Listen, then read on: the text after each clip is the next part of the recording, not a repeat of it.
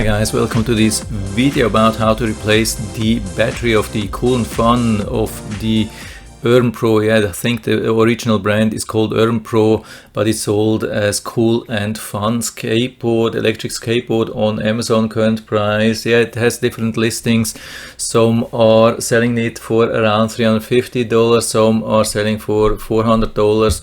It seems to be a pretty good e-skateboard, has good reviews, but there's one big problem, that's the battery of some of them are dying pretty fast, and then we need replacement. So either you can get a battery from the seller or you can buy it from their store. Currently I think when we click on the store, the battery is not available anymore. It has been available.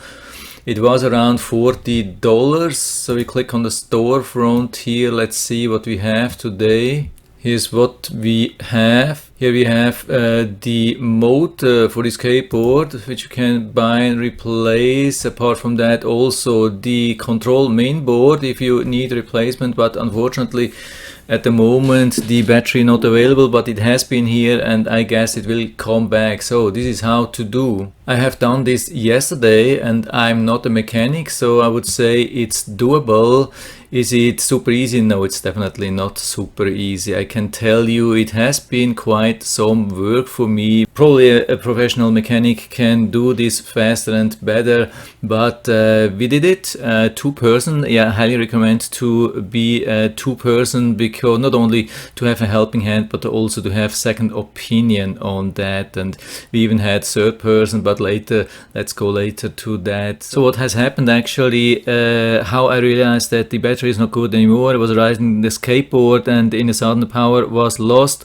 Then the power came back, then lost again, came back again and lost, and finally lost and never came back. So I couldn't charge, couldn't turn it on, couldn't connect. So I figured it was the battery. So here is how to do. I mean, I was starting here in the front, that's recommended, and you have to use a hairdryer to heat the thing up, or any kind of heating source. Yeah, you have to remove this deck tape here. That's definitely necessary, otherwise without heating it will be, first thing, it will be really difficult, second thing, you will damage the thing. So it's highly recommended. You don't have to apply the heat for a very long time. I had it on just maybe for a minute or so and then started in the front like with this spatula to peel it off a little bit, and then when you have it like this you can grab it with your fingers and then pull it back. I don't know if you can see that here, but this is how it goes. Make sure that you're damaging these things not too much, because the good thing is this deck tape, you can put it back. Yeah, it has a nice glue, and when you remove it nicely you can put it back. So probably nobody will see that it has ever been removed. You can see that here. It's really pretty easy. Just pull at the same time as you are applying the heat. If you have pulled a little bit more, then move with the fan to the other side, or with the hairdryer to the other side, where you can apply more heat to the area which is next for pulling off. The thing is also that the tape underneath of this grip tape, the glue is still very sticky, and wherever it sticks it almost stays there. You have to make sure that it doesn't stick to like a paper or cardboard or so, otherwise the glue will almost be lost. I mean, yeah, or the whole grip tape destroyed. Yeah, here we can see more of that, how this works. I let it run for a little bit, not too much, but yeah, now you can see you can pull at the same time you're using the hairdryer to heat it up, so you can work with that pretty fast. It takes just a couple of minutes to have this thing off. If you decide to totally take it off, of course it would be more safe, but if you leave a little bit on the skateboard itself, then it would be much easier to reapply. I mean, I put it back and nobody would see that. I mean, there was some accident with the tape, but apart from that nobody would see that. It goes pretty nicely back, even though I had almost removed everything. So be really careful and make sure that you can reapply this thing, because I think it will stick very easily again. And now we have the screws. The screws are one big thing here. I've tried to go a little bit close, maybe that's the size. I couldn't figure really the size of the screws. Well, the problem is that, I mean, you need a hex bit, and it's a really small one. That's the big disadvantage here. I wish they used screws with much larger hex bits. Yeah, what we have to remove, I mean, everything here, these two, then these two, these two, these two, and another two. The two other ones which are still covered, I think I can show you that. What I would recommend, not to use like an electric screwdriver or drill, because it can apply too much power and destroy the bit and also the screw. Do it by hand. I highly recommend to do it by hand. Then it's less likely to destroy. I destroyed a couple of screws and it's probably difficult to get them back. But I mean, I finished the job. Yeah, here you can see I put it on this cardboard, and the problem is that I didn't remove enough of these screws. Yeah, now you can see I have removed only these screws which are visible. Unfortunately, that's not enough, definitely not. But there are different options. I'll show you that later on. So I turned the thing on the back and tried to remove the battery compartment, but it was not possible. It was still there because we need to remove two other screws. So here's the thing, you can see that. Yeah, stop the thing here. We definitely need to remove also these two screws. So we have four with very in very short distance, and all these have to be removed too. Maybe even more, but I'll show you that later on. Here I had removed all these. Now we have 2, 4, 6, 8, 10, 12. What you have to make sure is to remember where you took away the screws, because they do not have the same lengths. There are screws with two different lengths in total. And so here you can see I tried to remove the battery part, and I've been able to remove it a little bit, but not totally.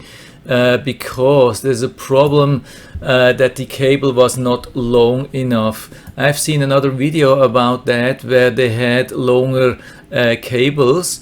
It was a video from the factory and they had longer cables. So looks like they are sometimes changing their manufacturing process, and probably that's I don't know if that's the older one or it's the newer one. Maybe try with this amount of screws, and then if it works, then good. If you don't have access to the plugs, then you will have to remove more screws. So what I did, I removed these screws here from the controlling panel. That was not a good idea. Don't do that. It's not necessary. It doesn't help. I thought, yeah, I won't have to remove more screws on top, but this definitely didn't help. Don't do that. If you need to remove the part here in the rear, also remove the tape until almost till the back, and remove all the screws which you find on top of this part. Now you can see how this looks when you just remove this amount of screws. Yeah, you don't have access to the plugs where you need access. It's absolutely impossible. With the other guy, which I have seen from the factory, yeah, he easily did it like this. But if you are in the same situation that you cannot grab the plugs here, yeah, when you just see this, you have to remove more screws. Okay, and here we see that so these are the four screws which are really close to each other. We always have to remove this thing, but if you need access to the controller panel, you also have to remove all the screws till here. So I left only the grip tape here in the back to have it still aligned when I put it back. Yeah, now here we go. You can see now we have access to the whole thing when we can remove also the back. I hope you can see that. It's not a long video. I have flipped this then around to have better access. I think we can see that later. So here we go. I have flipped everything around, and now you can see everything. What's important here, a couple of things. You have to make sure when you open this, make sure that all the cables are still where they have to be. I mean, here we have the charging port here. I hope you can see that. I hope the pointer is on the right spot. Sometimes my recording tool is moving this pointer a little bit around, so I hope you can see that. So anyway, we have the charging port here, and then the red and black cable goes directly into the battery. From the battery we have a thick cable to the controller, of course, with this plug in the middle, and there's also another one. There's also a cable from the on-off button here, and it has to go into this or onto this controller. When I opened the compartment of the controller, it unplugged. I don't know if it was already unplugged, probably not, but make sure that this thing here, which you see between my hands, has to go back to the controller. So I didn't, here I found it on the left side. I didn't know where to put, but this thing here, the white plug here, goes back, I think, into this part here of the controller. I mean, there's just one part available on the controller. Yeah, so here we go, I think. Okay, here you can see me pushing this thing back into the controller. Yeah, it's not a big deal, just make sure that it fits and then push it down, that's it. By the way, here we have a tape which is securing a little bit the cable here. You can easily remove that, no problem with that. Yeah, here we see the whole wiring. It's important to remove this thing, or I mean, we have to open. This thing can be opened easily, but this thing here has some thermal cover here. I don't know how this is called in English, but this is some kind of shrinking, I think shrinking foil or something like that. It's a little bit tough to open. You need pliers or a small knife. Just be sure that you're not damaging this thing. I had to work a little bit, 5-10 minutes on that. So at the very end I had it open, no big deal. And then you have unplugged both the power, the charging power and the other power. And then another big thing here to remove this battery. That was absolutely crazy. They have been using this double side tape here, and it was almost impossible. I mean, I worked for some time with screwdrivers first.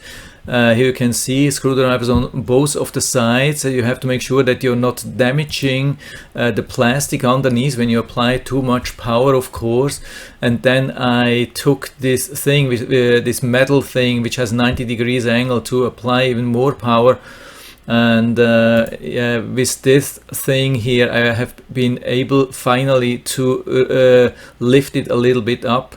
Hope you can see that, and I have been able to grab it and removed it, but this was quite some work. Then I applied also some new tape for the new battery because the old tape was totally gone, so make sure that you apply also some of these double-sided stickers, and I have personally applied 2 layers of them because this is a little bit elevated and here, and I was not sure if it's high enough, so I applied 2 layers of this double-sided mounting tape. And so this is the new battery, and yeah, the connecting back is pretty easy. You have to connect the yellow plugs and then the red plugs.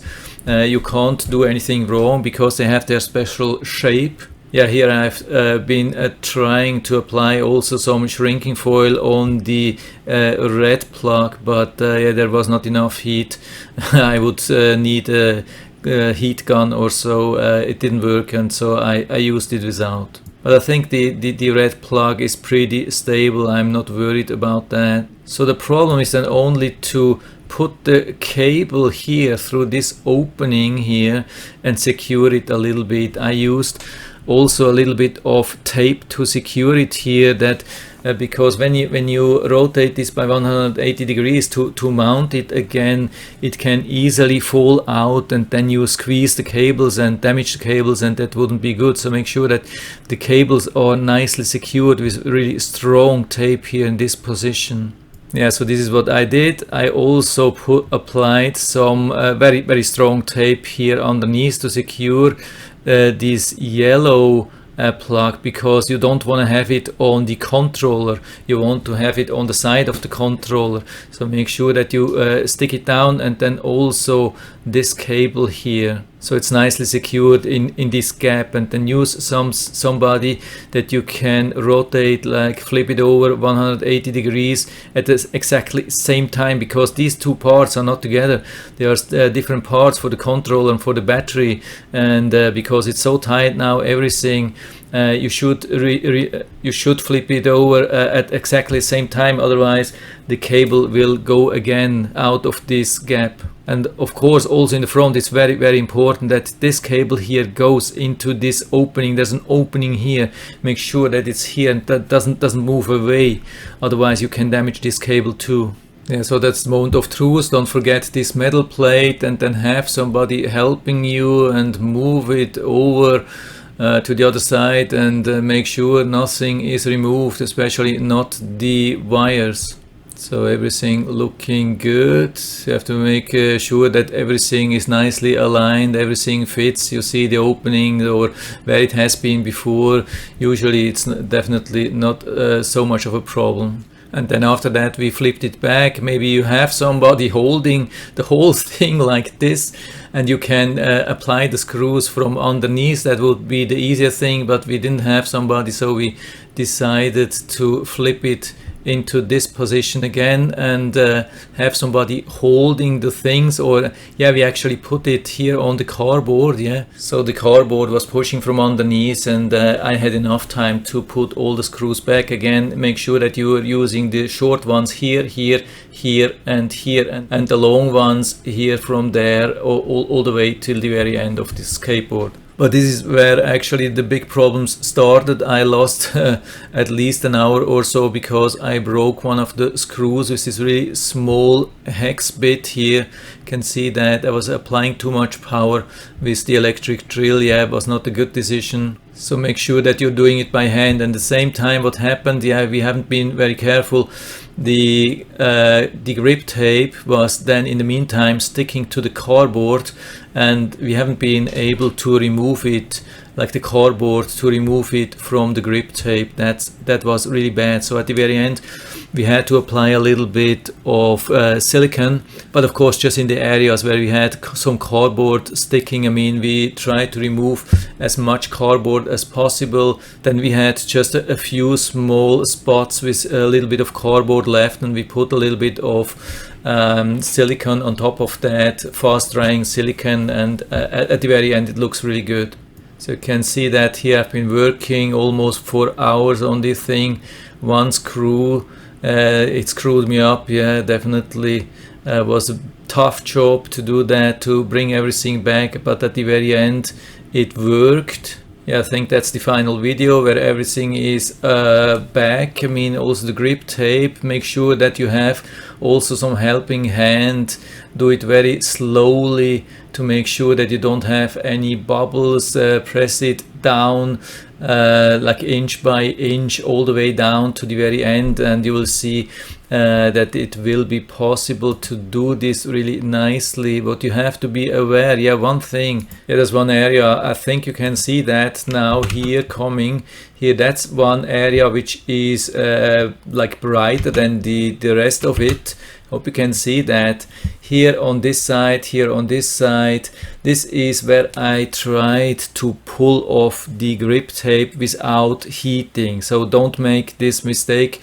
Always use the heating or like a hair dryer to heat the thing up. If you try to remove it without, you will produce these nasty spots here. If you use the hair dryer, everything will look like before. Yeah, and then I had it back finally on the charger. I plugged it in, charged it, the charging light stayed red. I unplugged it, tried it, turned it on, and it was working. I even stepped on it, used remote control. That's a good thing.